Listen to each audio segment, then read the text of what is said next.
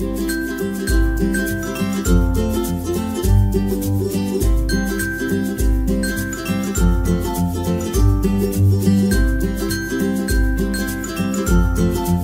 are several advantages of raised bed gardening.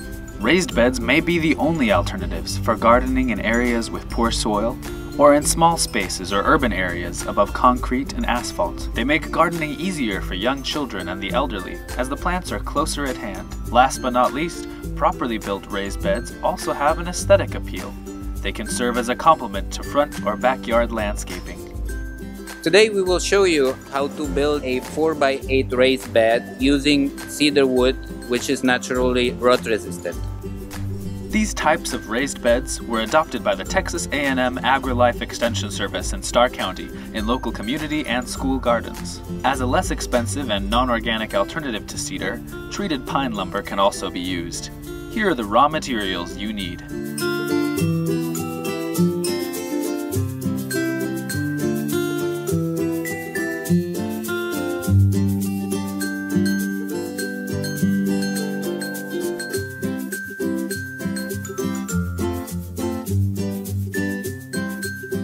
Once you have your materials prepared, you'll need these tools: a circular or miter saw, a drill or impact driver, a measuring tape, level, and staple gun, a post hole digger and shovel.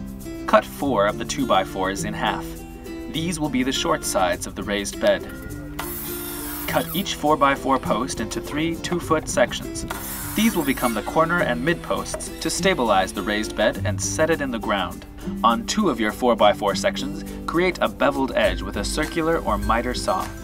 These will become the midpoint support posts on the long sides of the raised bed. Now that we finished cutting, we have 8 2x4s, 8 footers. These will be for the sides of the raised bed. We have 4 footers for the short sides. They are again 8, and then we have 4 2-footers of 4x4 for the corner posts and 2 beveled 4x4s for mid posts. Find a flat, even surface, such as a concrete floor, to assemble the long sides of the bed. Position the 4x4 corner posts 8 feet apart.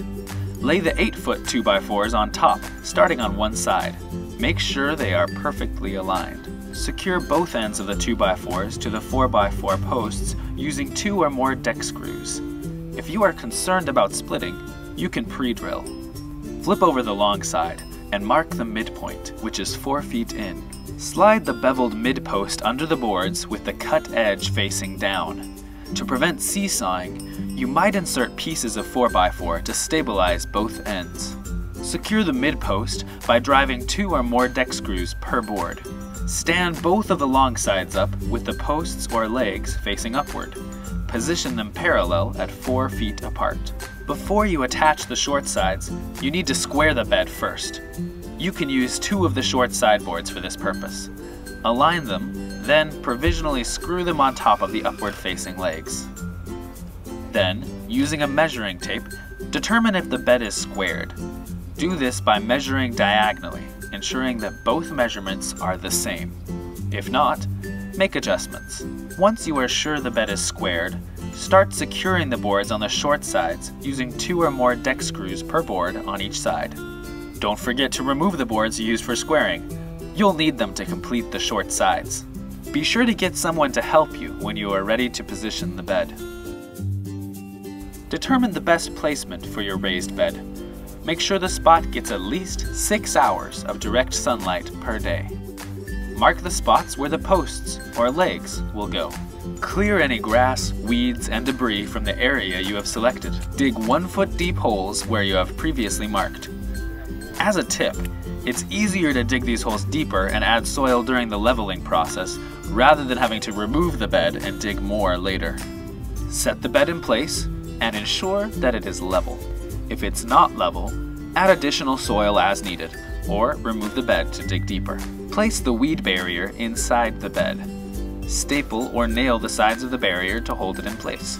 Mix 20 cubic feet of good loam topsoil and 20 cubic feet of compost thoroughly.